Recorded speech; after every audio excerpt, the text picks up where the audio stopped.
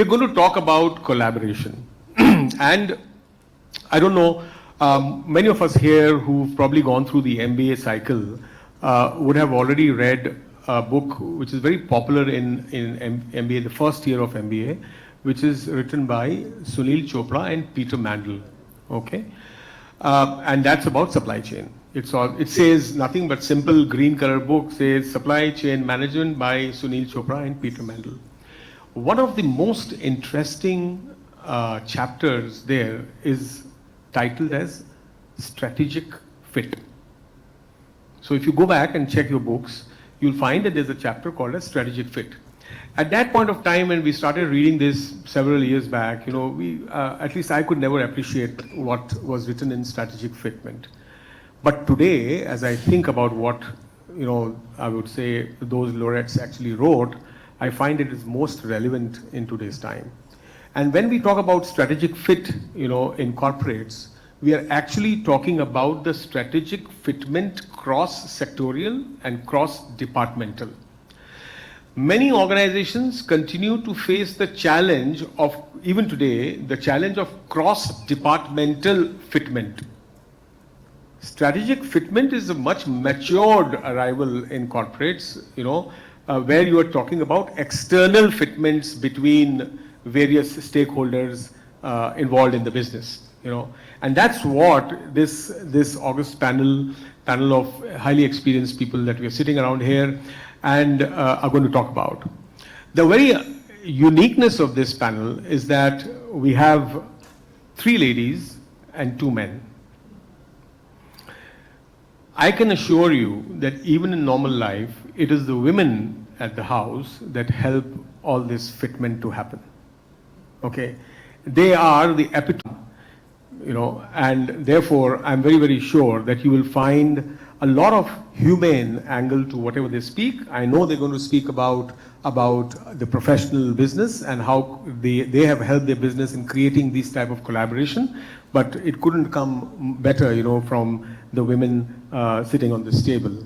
And the men will surely get influenced by that and therefore will add more value. Nikhil, I hope you agree. So with that in the beginning and the start of what I'm saying, you know, going to say, is also the overall growth of the economy.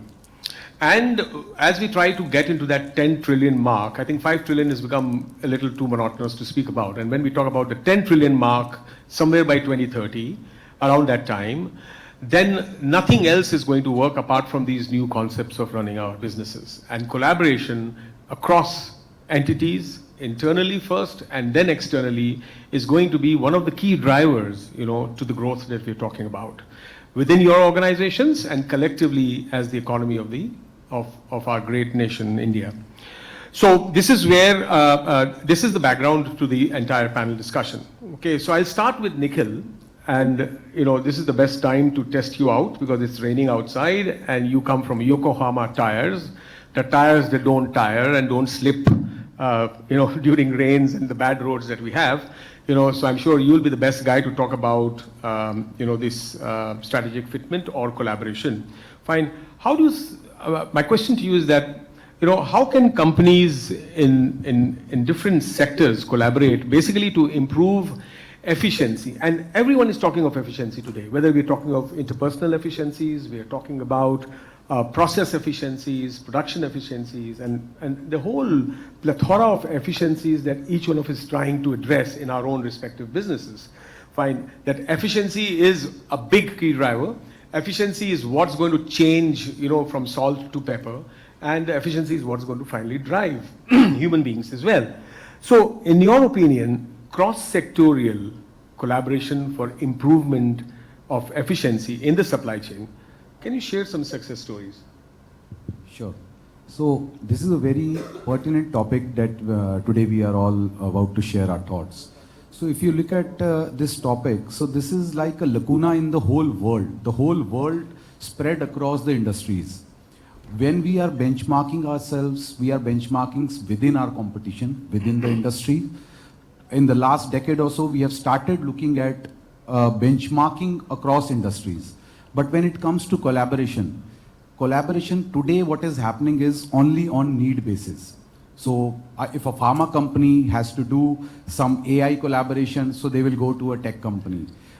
Manufacturing setup, if he has to go for it, AI and ML, again will go do in collaboration. But this is a need basis collaboration that is happening. But if you look at the challenges that is happening in supply chain in the last decade or so, so this is the need of the hour. What we need to say is, if there is an industry, just take an example, Tannistha is representing a different industry. So we can always collaborate without having any fear of competition. Whatever I am going to do in my company or she is going to do in the company, we are not ever going to pitch our products together. So, but our supply chain can collaborate. How? So we can always do a joint plannings. The major factor, I think, in the morning also, we touched upon logistics. How many times we spoke about the challenges? Why can't, if the two companies are together, can plan their shipment together? I'm sure full truckloads, FCLs are not a pain, but I'm sure there is a substantial amount of LCLs and PTLs are there. Just a small thing. If there is a company which is just adjacent to you, why can't you plan your shipment together for the same destination? Why are you sending to LTLs separately? Why can't we do a supplier collaboration? Again, suppliers can be different, but commodities can be same. A different industry may be buying the same commodity that I am buying. If we come together, if we leverage our strengths together, we can always have the betterment of the best of the both worlds. In the tech also, there can be I'll say one company can have an edge over the technological innovation. The other can always come over and seek that collaboration and come together and jointly work on that. Then the other aspects of supply chain, that is risk management. We are all working separately on risk management. There are geopolitical tensions that are happening. There are commodities that are, there are logistic issues that are coming up. So how can we collaborate and see to it that we can share our views, we can always come together, we can sit in a room and do the stuff. Taking an example from my old organization, around a decade ago, we were facing some challenges in our supply chain and especially on the planning side. So we called a supply chain. Today, these seminars are very common and we meet and greet and do a networking. I'm talking about a decade ago. Being from a different industry, we called up a supply chain guy from McDonald's. How are you managing your supply chain? We are not able to do it. It's a different ball game. Obviously, what are the things that they are applying in their supply chain? So a session was kept for the entire team, where he came and we came to know, we see that, okay, supply of McDonald's model, output is same, but at the back end, there are many challenges. So how they are coping up? Can we relate it to our manufacturing system? So that was a very good eye-opener. Another thing, the talk of the town is sustainability. Every company is now looking at using sustainable measures for using energy, solar energy, wind energy. So people are putting up their solar farms, solar plants on their rooftops and all. It's a big company. I'm a small company, just next door. I don't have that much capex which I can spend, which I require for my organization. But can we club together? And can I do an investment in a capex of their solar farm? I can draw the energy from there. So we are talking about things of collaboration within the organization. But when it comes to cross-sector, I see that there is, as I said, a big gap involved. Today, you see there are the very famous collaboration that actually happened years ago was a joint marketing thing which was called in laptops, if you remember, Intel Inside. What was that? It was a win-win scenario for the laptop maker as well as for the chip maker. Intel was itself a big organization, a monopolistic player in the market, but nobody knew Intel. But I think today, or let's say, everybody is aware about who Intel is. But what put Intel on the, let's say, in front of the consumer? The collaboration with the laptop makers, the peripherals who were making it. So Siemens wanted to do a collaboration on the IoT front. They collaborated with Microsoft. Okay. So these are my thoughts about the collaboration that we can do in the cross-sector. Thank you. I think the interesting, very interesting opening remarks. Obviously, I know it's a little easier to collaborate or invite McDonald's when you're making something else, like for example, in your case, tires, and ask them. I think the bigger challenge today is to call JK Tires and MRF and Pirelli and Michelin together and your company together and say, tell me how did you do this, and get the real answer. And I think that is today's challenge. Today's challenge is, when I say cross-sectorial, is also within the industry getting best practices. It's a wow to hear what McDonald's probably do or Domino's do, but when it comes to our own business, I think we need to slowly start transforming and understanding what my competition is doing better, and the competition can be much open to what they're doing better also. And that's what, in my opinion, is required, important. But most of what you said, other levels of collaboration, even that's not yet started. And I think if you guys have taken that initiative, it's a great job to be done. Sneha, in your 4 minutes, if you can tell us that on one hand, we said how to collaborate and how to improve efficiency by collaborating. In your view, what do you think are the challenges? Because obviously this is not going to, you're not going to create collaboration without actually weeding off the challenges that exist.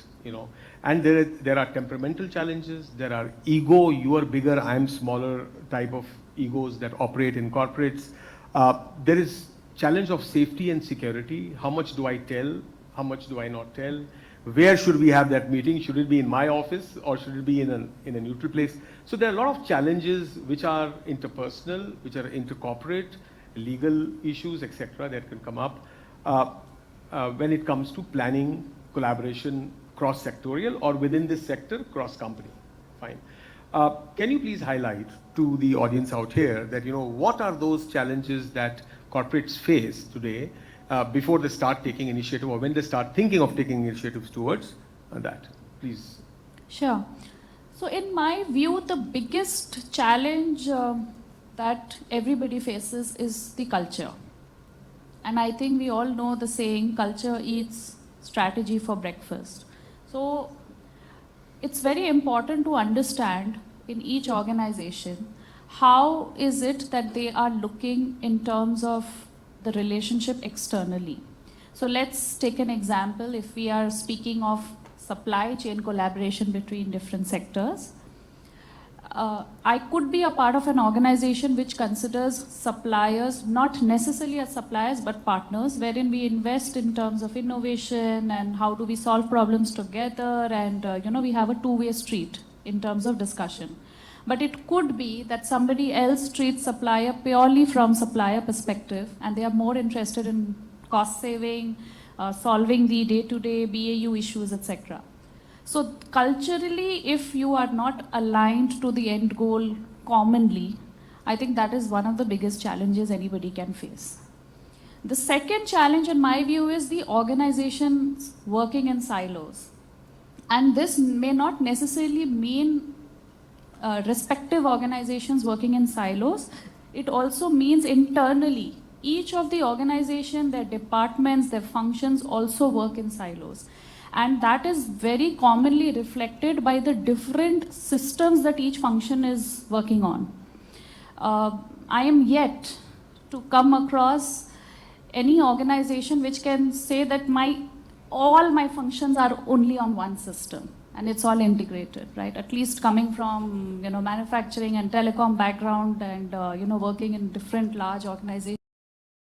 The biggest challenge is each of the functions have their own integrated system. They are expecting others to, then kind of look for, this API integration has become very common discussion and with all the IT folks. Okay, how can we integrate each other's API and see how we can integrate? It doesn't work that way. You really need to take a larger view in terms of how you want to collaborate within your organization first, and then look at how you can provide that kind of collaboration externally with the suppliers. So that's second. And third, of course, I feel is that in terms of what is your appetite to share data, because data, of course, is very critical when you opt for collaboration, which means there should be enough trust, there should be enough mutual understanding in terms of how are you going to arrive at a common objective or a common goal. And that drives into, back to what is the level of data sharing that we all are open towards, what are the possible threats that you can, come across when you are doing that cross-sectorally, and how do you address that? So that's my view. Thanks. Okay. Good culture, technology, and I think a very interesting granular point you brought was API, and especially when you really talk about multi applications working in the same organization, or between, let's look at WMS and SAP or your ERP for that matter. And that's where most of the discussion is not on functionality, but it's more to do with, you spend all the time in trying to see that, what type of APIs do I need to create between this and that. Internally, we have these challenges of sorting out between the warehouse operations or the supply chain guy and the business or the finance and the business side. So imagine what will happen externally when you want a vendor to integrate his system to your WMS, telling you that he has sent a shipment at so-and-so date, and you need to have the advance cargo notice. I mean, it's a small, highly effective functionality which helps warehouses plan their inbound and outbound, but it's a most complex problem. And when I go to the warehouses and distribution center, I say, why is this not happening? So they say it's API. And I asked people, what is the actual meaning of API? What's the full form of API? And somebody, gave me a very good one. He says, it's basically a problem of IT. So I think he has been made to believe that APIs are actually nothing but a problem of IT, and he said that's what APIs are. I think that itself is a challenge internally, okay? Now, assuming that we appreciate these challenges, and I'm sure you're working on these, to get this off, from within the organization. Satish, we all understand that it's a day, and now we are in a generation of startups, and startups are defying so many solid, hard rock strategies that very successful organizations have been talking about. And we have found that there is complete disruption. On one hand, I'm sure if you have a similar conference of startups happening somewhere else, the topics of discussion would be far different from what we are doing out here. They will be talking of how do I disrupt Unilever's supply chain? How to go and create this problem there and then create a new model out of it. However, there is a big opportunity. I think big brothers have realized that what small brothers can contribute, fine, is far more than what we had thought earlier. Do you see good opportunity between startups and well-established corporates, corporates which have histories of establishment and growth and success? Do you see opportunities there? And if yes, then in which specific departments do you see that? I mean, it can be a very holistic answer, but I'm saying we would be interested because yours is the leading, the second largest, jeans selling brand. It's a different thing that you didn't answer my friend's question on discount and you just laughed it out loud. What, lol? Okay. Does that mean you're willing to give some discounts? We are already on discount in our stores. Very political answer. Why shouldn't it be? The elections just got over, So let's hear you from, from that point of startups and. Thanks, Arif. That's a very good question. And something that is we are actually experiencing right now in our organization as well. Especially as B2C becomes a larger part of your business portfolio, there is no option but to do cross-sectoral collaboration. You cannot do everything on your own. Gone are the days when you could control every part of the supply chain and make sure that you micromanage everywhere and you put the information into certain cubicles in various places and then manage it like that. That's not possible anymore. So B2C has taught us how to work with startups. The startups are the first ones to spot opportunities where they can get a space to play in. So whether it be, for example, B2C WMS systems or order management systems or catalog management systems for digital catalogs or routing systems, order routing systems. There are hundreds of use cases. There are also reconciliation systems. So in D2C, one of the biggest problems is you sell it on a Myntra platform. You will be, for the next 3 months, you will be trying to figure out how much did I make and how much did Myntra make. So that kind of complexity exists. There are solutions for each one of them. So one of the things that used to happen earlier is that a company like Pepe, who has been in the industry for a long time, we would start by defining the problem. Then we will start by generating what is called a BRD, Business Requirements Document. And from that, we will go to almost like a programming level, PRD. And then we will give it to an outside vendor saying, okay, go make this and come back. Now, in B2C, we realized the first time we did this whole process and gave it to somebody, they said, wait, what's your problem? I mean, you've got a BRD and a BRD and all of that to me. But really speaking, I already have a product that can solve your problem. So I don't need any of this. I only need to know what is your problem and how are you wanting to solve it. There are 3 different ways in which you can solve it. So working with technology startups is a very different experience as compared to working with established players in the market. They usually have a lot of ideas, they will have a lot of solutions, and they will think of innovative ways to solve this problem in a way in which you would have never earlier imagined. Very good. So 2 things are required. One is we need to be clear as a company participating in this exercise. You need to be clear about what is the outcome that you want. What does good look like? And the second one is you should have faith in the solution that they're proposing. Of course, subject to testing and all of those things, but you should start with a point of faith and working closely with them. Usually, if you work with them with a slightly long-term view and are not trying to immediately make a advantage on cost or advantage on quick delivery, if you're not doing that, then there is quite a lot of value that can be derived out of it as well. So D2C is one clear area where I see this particular thing working out very well. In addition to that, the other place where I see this kind of cross-sectoral innovation coming in, not necessarily only in technology, is logistics. If you see, logistics was a staid industry till maybe about 15. There was nothing exciting happening there other than somebody using barcodes and things like that. Was the level of innovation, right?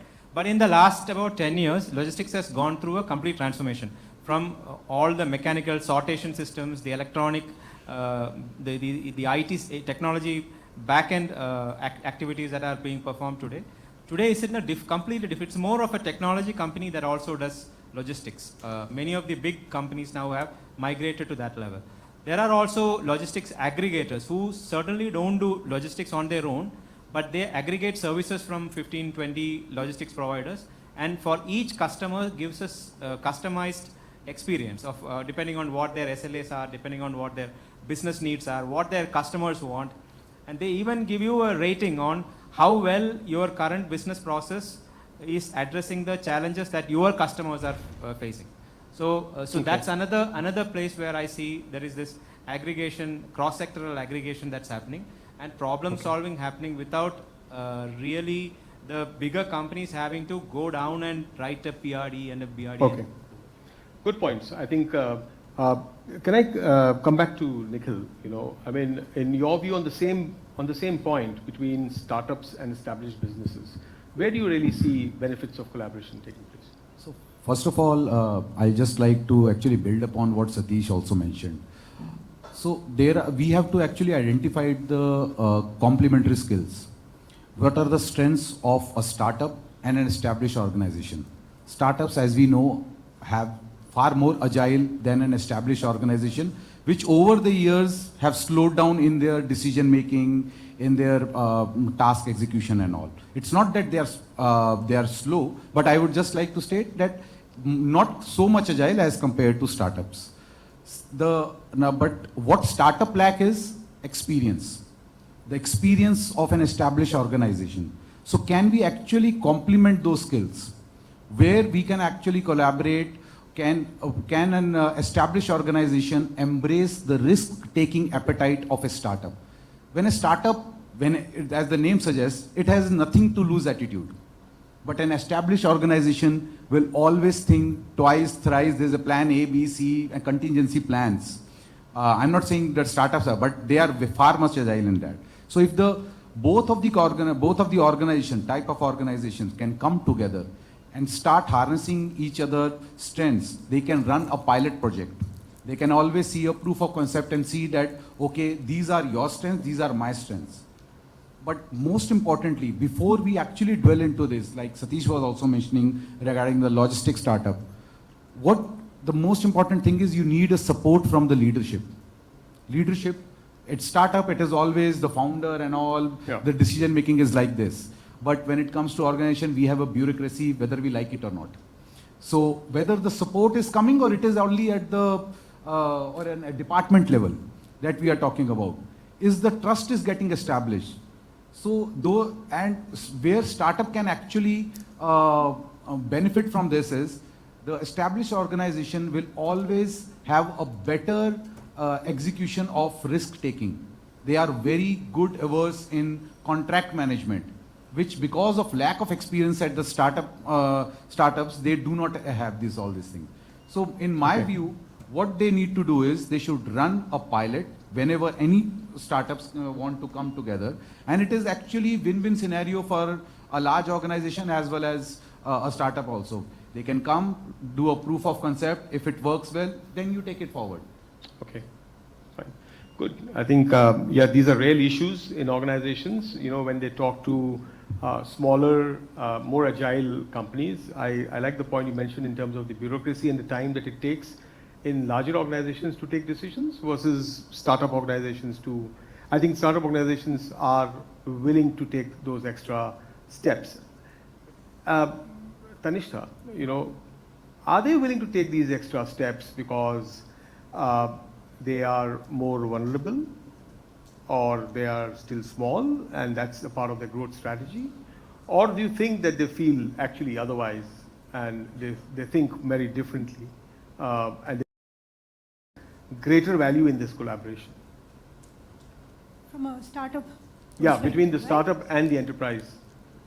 See, most of the time when we work with startups, even for us, right? Yeah. What do we look at startups? What gaps do they fill for us, right? So most of the companies, they reach out to a startup when they are not having either the capability within in-house to build to get to a solution for a particular pain point, or you know, it's just they don't have that sort of a budget to go to the larger software vendors and ask them, do this tweak for us or do this solution for us, because going out to the larger software vendors is it's going to be another big project. And sometimes many times when you have projects where you need a faster turnaround in terms of technology solutions, that's where we reach out to our startup network. But does it lead to innovation? I mean, that's where I'm coming to. Yeah. And this is the point where we go to our startups. The motivation for the startups normally to work with the larger companies is, of course, it's the business and repeated business and all that. But for them to get the business problem statement to solve and innovate. Many startup, I call them kids, but not all of them are kids. But many guys that I speak to, the passion that they bring on the table, whether or not we finally give them the contract or not, but they would bid for it. yeah. They will bring and show. They will say, we will do the POC. We will do the POC and showcase it to you. So that energy and the interest and the motivation, passion is one point which really interests us.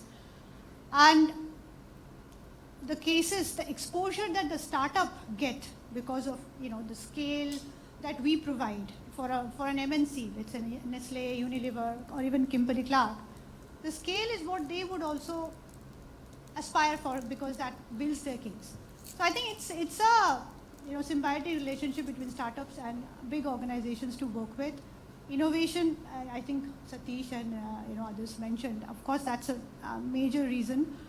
But also the quick turnaround, the passion to make things happen, the agility is what brings in that added advantage for us to reach out to a startup. I can give you multiple examples of startups that we've worked with or we've done POCs with.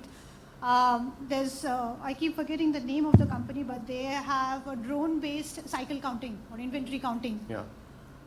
Then there is Fair Market, US-based, who automate tail spend for us. Tail spend, Okay. right? So they automate that. There's, I think, Clean Metal. I keep forgetting the name, but they help us with inventory planning. Four Kites in logistics is one of the, we work with them. We have Four Kites, tremendous help and beautiful UI for our analysts, right? So lots of good examples where we have really benefited from the startups. Yeah, great. I think this is very encouraging to hear. And I think there is a lot of proof in the concept and proof also in terms of historic data that I can hear from you, that there have been a lot of benefits. I saw your smile when you said beautiful looking UIs. I think that brings a lot of young energy back to the place of work. We're quite sad with those pale greens and blue screens, light blue SAP. screens, etc. I agree with you. I mean, even if that can add to your growth, I mean, why not look at a color, Satish, I'm still wearing the jeans, so I just want to ask you, how do you think that technology can be leveraged? This is one sector, one area where there's been a lot of hesitation of integration. I don't know whether it is the technology guys who have created the scare, which I feel is true, always, that if you do this, then this will burst and you will have a virus coming in and all that. But I can see that you can't do without this type of technological integration. It is sad, but it's very true. And the integration not only leads to a huge amount of velocity in the organization, speed, velocity, and alacrity. Then why do we shy out of this? And if you have examples, and you can really share with most of us and tell us, that no, we did a technology integration with our vendor or with our partners, etc., and this is how it transformed the overall, way we did business, the growth that we did, in which we took. Can you share some of these leveraging of technology? Yeah. So one of the common use cases in retail industry is the retailer has the data or point of sale data of what is selling, and the brands need the point of sale data to be planning for how to replenish what is being sold. So that's a typical use case. Earlier, it used to come once in a week, once in 2 weeks as a file dump on an FTP server where somebody will go and pull out the file dump. Half the time, the data in that is so mismatched that you can't really use it. We can't agree on the formats of the files. The retailer may change the format of the file without information to the brands. So all of those problems were a big issue in being able to use it consistently. But later on, over time, things have changed. Of course, the dreaded word API is here again. So basically, we are able to now pull information through portals where we can get real-time information. But again, the issue is that about the connectivity between the two systems. The two networks don't connect. The two networks live in isolation. It only passes information through a very strongly secure network from one side to the other. What is now happening, the interesting thing that's now happening, and I think that is going to transform the way the whole mechanism of data exchange is going to happen in future. Network security itself has gone leaps and bounds forward. So now the ability of the network security administrators to be able to manage two distinct networks and almost make it look like a seamless single network, that is much higher than any time in the past.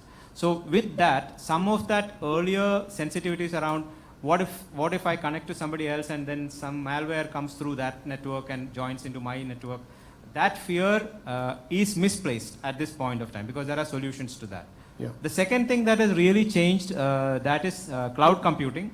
The more and more people are going over to the cloud, things are getting standardized because you really don't have, for example, SAP, earlier you could buy a SAP version, customize the hell out of it and then implement it. But now you have SAP in a network so that, on a cloud, so that it is bought almost like a service, limited customization. So you're able to, standardize and customize things, and network security has also gone better. Now, in the case of two different networks connecting, this is one of the issues. And this issue, I think, is almost a solved issue. It is just that people have not woken up to it and still don't have the confidence to directly integrate the two networks. We use EDIs or we use some other intermediary devices to be making sure that the data is kind of little bit hands-off. But the quality of data and the timely availability of the data is now far better than it has ever been. Okay, fine.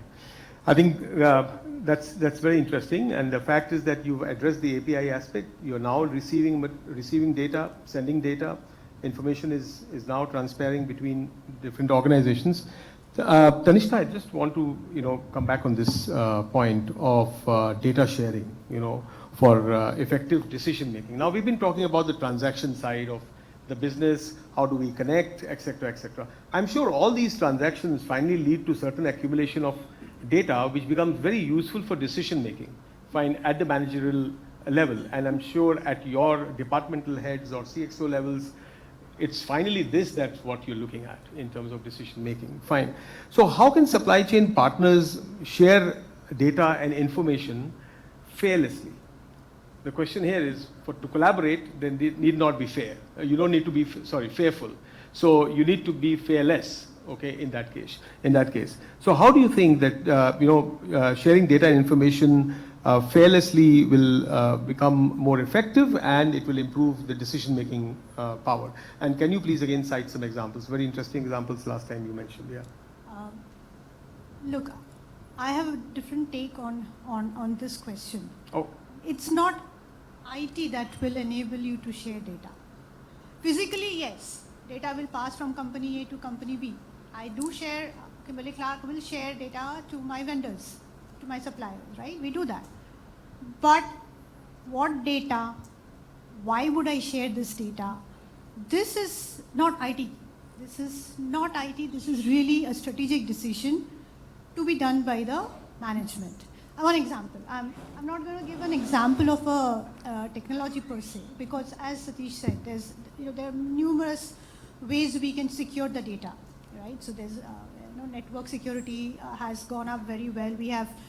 I'm not going into those details. One point I say is, let's say I have a warehouse where I have X SKUs, and I want my supplier, not SKUs, the raw material, and I want my supplier to, the moment I reach a certain stock level, supplier should get a notification and generate a PO. PO gets generated, all covered in contracts. He can just deliver it at my warehouse.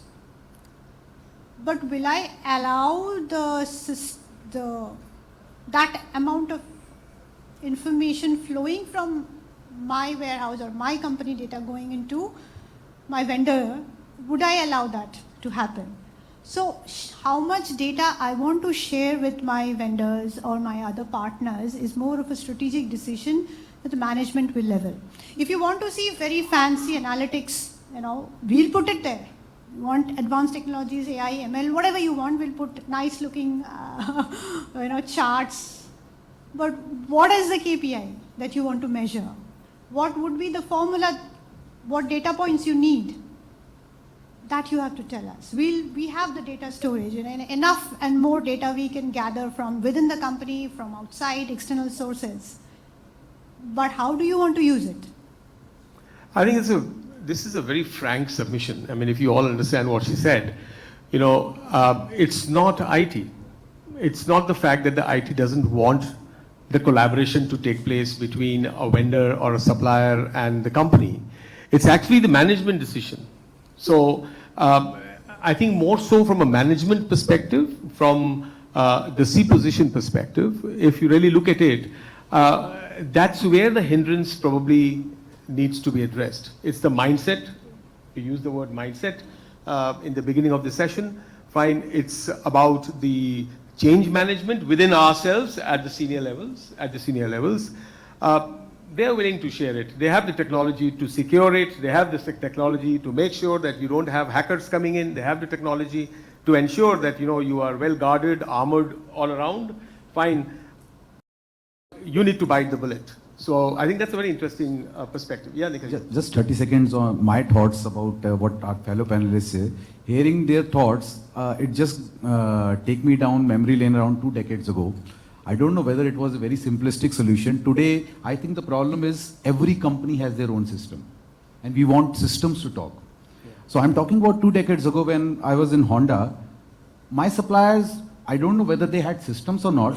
The directive was if you have to do business with Honda, during RFQ stage, one of the main requirement was you have to buy a subscription of my system every year. So there is no system, there is only one system. You get a system, I load the data, you load the data, we see only one system. I don't know, because of the advent of so many systems, so now we are talking about harmony among all the systems. Whether that was right or today it has become more complex. Yeah, this actually takes me also back to some memory lane about 25 years back. I had a friend who was a supplier to Honda, Maruti, Suzuki, I can say some 9 different companies, and he was a manufacturer of brake pads. Finally, once I went to his office, I found that he had become a data center, because he was handling 9 different, systems. So I told him, when did you turn business? He said, it's a mandate from my, I would say, customers.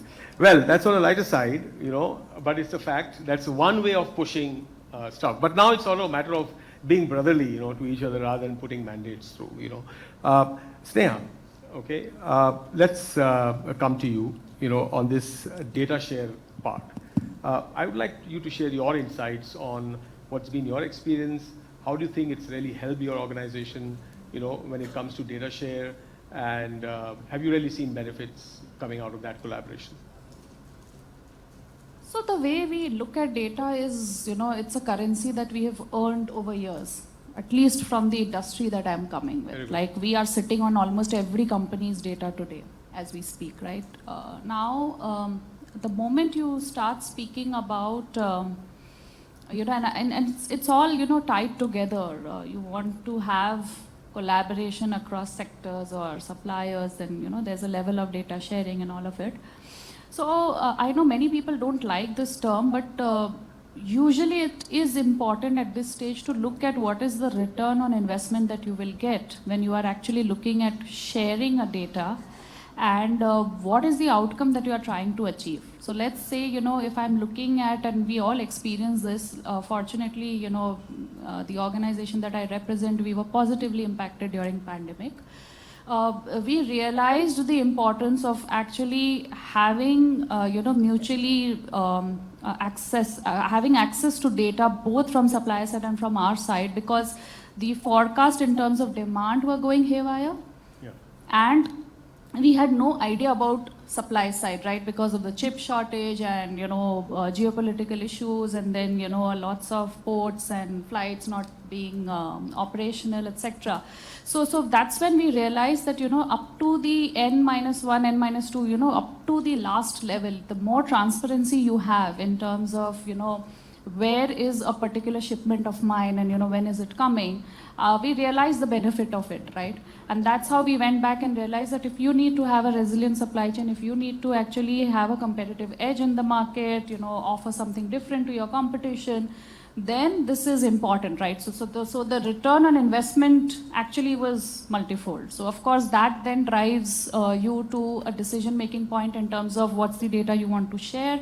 How are you going to ensure that you keep your confidentiality as well as, give access to your data and have access to the other party's data as well. So in short, that's like, Good, thanks. So gentlemen, we covered 2 departments. The first department we covered was a function that we covered was supply chain. Then we talked about technology. Now we'll spend the next 7-8 minutes, on discussing procurement, the procurement side of the business. And for that, I'll move on to Seema. okay, Ms. Seema Mohanty.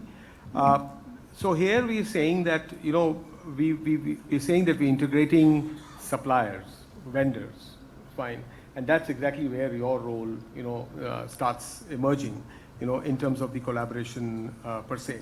So how and where do you see the overall aspect of leverage, between the customer, that is the principal, and the vendor? And how does this do you really see any benefit in collaboration between vendors? Because procurement has a very, very strong stand conventionally when it comes to any type of collaboration, any type of, I know there are changes now in the relationship from buyer-seller relationship to now, I think there's a hard force to start calling them as business partners and all that. But under the line there, are there really currents of collaboration happening, and do you see that changing the overall way that procurement is being now is working towards this collaboration? Do you see that benefit? Yeah, thank you for the question. So all through I've been listening to the other panelists, they have been talking about different aspects of supply chain, and yes, as you mentioned, procurement, we're now starting to talk about procurement. Now, I see procurement differently. I don't see it as a siloed function who just buys on behalf of the company, on behalf of the organization, because if you see it that way, then the impact you can have is really limited. So it's a very vital part of the business of the overall company. You better know what you are buying, but of course why you are buying. Yeah. And you are an interface. A procurement person is an interface between the outside world of suppliers, a lot of them, and also a lot of your internal stakeholders. Yeah. So you are an interface. And when you are an interface, any interface, you have to collaborate. So it comes just by the virtue of being an interface. Yeah. And when you're talking about collaboration, there better be transparency. So collaboration and transparency are really, really important when it comes to procurement. And now you just asked how or is there a collaboration happening between the suppliers and companies, between procurement and all that? So definitely the answer in one word is yes. But if we want to see through examples, by example, I don't want to take the traditional example of we are doing cost reduction by collaborating and all that stuff. Let me go to a little bit of unconventional probably examples. So we are talking about sustainability. Every one of us is talking about sustainability. And how is that important for me? So to give a context, I currently buy a lot of chemicals. So that's in short what I'm doing. So I am buying chemicals from chemical manufacturers. So when I do that, it becomes very, very vital for me to understand that these manufacturers from whom I'm buying, they are sustainable. That impacts my scope 3, Yeah. right? So to do that, one simple example is how to bring all of this together. And I'll try to see a platform.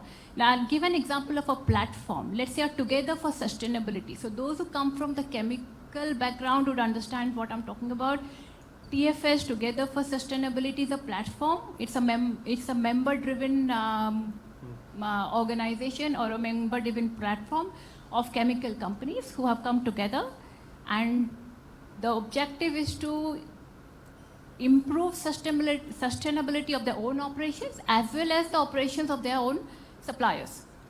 So this whole concept is based on collaboration. And how so?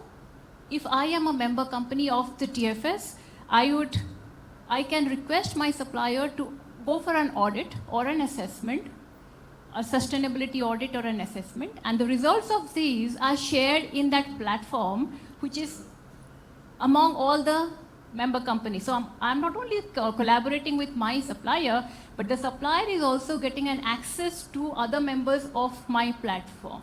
So it is a collaboration at a different level. I consider that. Yeah. So while doing this, because this wouldn't have been challenge-free, I'm sure getting everyone together, your mandate was that, yes, I want to do it, or as an organization, we have a mandate to do it, but you have hundreds of suppliers on the platform. There are from different cultures, different companies, cross-border, within the country, etc., etc. What are those top 3 challenges you faced? I mean, just keep it crisp on top 3 challenges. And which do you think is the most important one that all of us would generally face, and how should we address that? I'll rather make it top 2. Okay. Rather than top 3, because we can combine a lot of these challenges together. Sure. So challenge in a collaborative relationship will happen when you have different objectives, different end objectives. That is one point. When you have basically different key performance indicators among different partners, there ought to be challenges. You will be fighting for, or you will be working for something else. Each partner will be working for something else. The other is trust. So if the partners who are coming together, they are not trusting each other, then there is bound to be a problem. So I like to give very short examples of these 2 things. So in terms of the key performance indicators, one simple example is many of us who have service providers who work for us, they might have seen that they are mostly working based on ticket systems. So their performance indicator may be based on how many tickets they solve. They may want to break your one problem statement into multiple ticket systems and solve them, whereas your own objective is just one problem statement. So there is a conflict in the final outcome. As a conflict in the way the final outcome is being measured. The success parameter of that outcome is being measured, and therefore you are finding it, both of you are finding it challenging to talk about the same thing, right? This is one example. The other, with respect to trust, so Arif, I'll go back to the first, in one of the first questions you said, will competitors come together, or do they come together, right? Yeah. So I'll give a similar example where we actually, in our organization, we tried something similar, and it was not a really, it was a procurement-driven activity. I was driving it, and we were trying to bring in a lot of our chemical suppliers together on the same platform to talk about plant process safety, because that is very important for a chemical manufacturing facility to be safe, right? So, and there, if an incident happens, that's fatal. That can be fatal, fatalistic.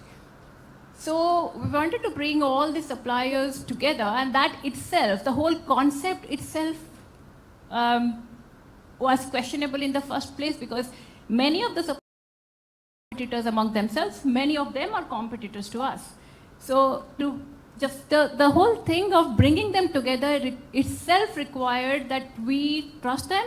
We trust our end objective, that we want to bring in a safe environment in a process and plant environment. So if our suppliers are not safe, we are ultimately not safe. So when the end objective was very clear, this bringing everyone on the same platform also to collaborate, of course, and share their experiences and data became really easier.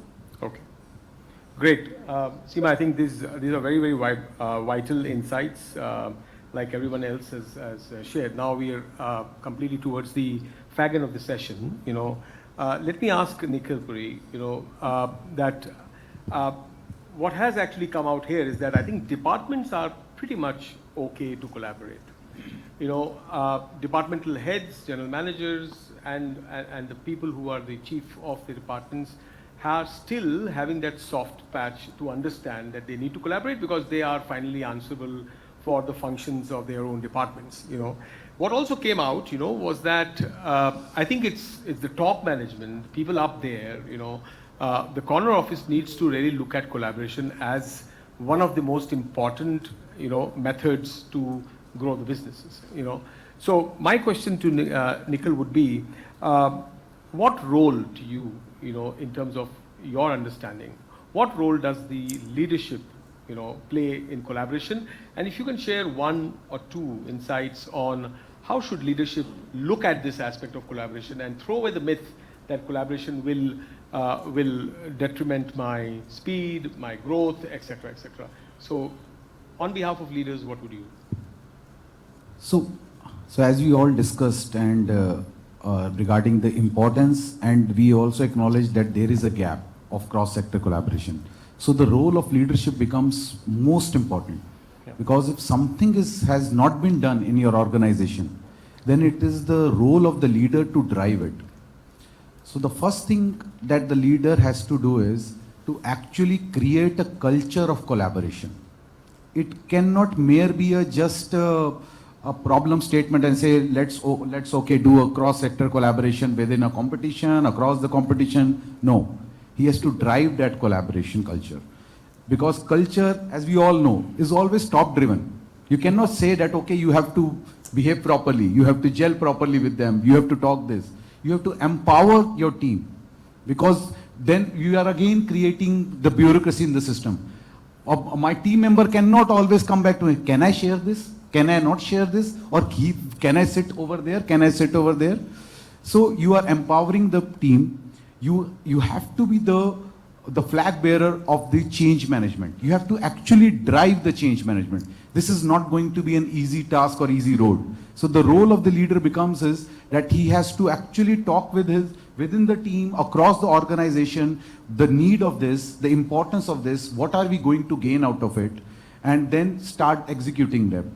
Then make sure that when the collaboration is happening, you are also making sure that you are rewarding and making the resources are allocated. It cannot be of my team member, okay, we are doing collaboration, dekh lena. It has to become, if it is an important aspect for him, then it has to become the major KPI of a person. That's how the resources have to be allocated so that he get acknowledged that, okay, this is my core job.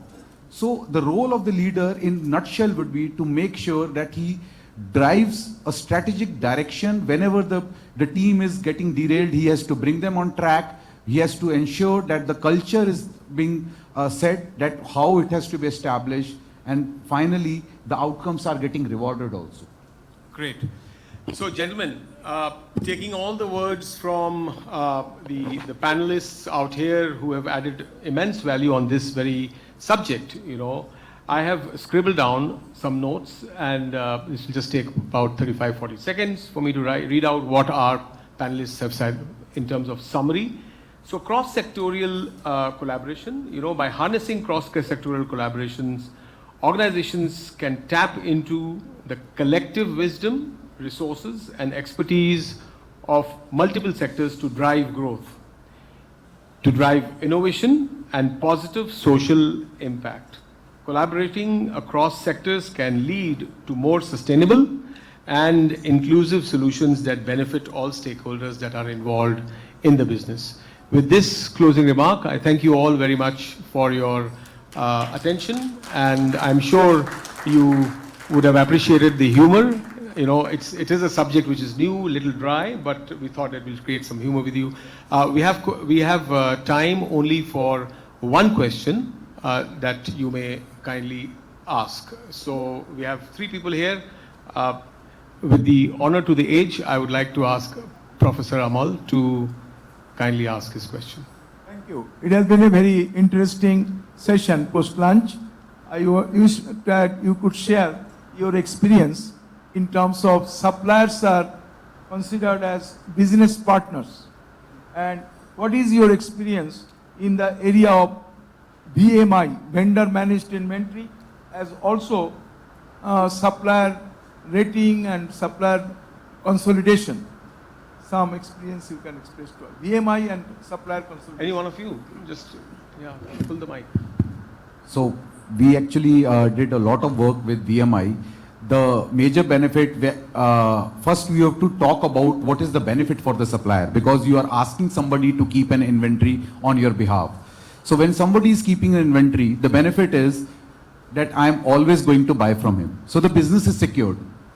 So that's also one of the things is we had many success stories where we actually were buying material from Europe, from Southeast Asia, but now actually we made a drive that 90% of our input material will be actually available within 200-kilometer radius of our plants. So when you do that activity, so the problem statement has to be identified. So then you call all the suppliers and then you put that problem statement in front of the table that whosoever is willing to do this VMI is getting a sure, secured business for a period of time. Okay, thank you very much.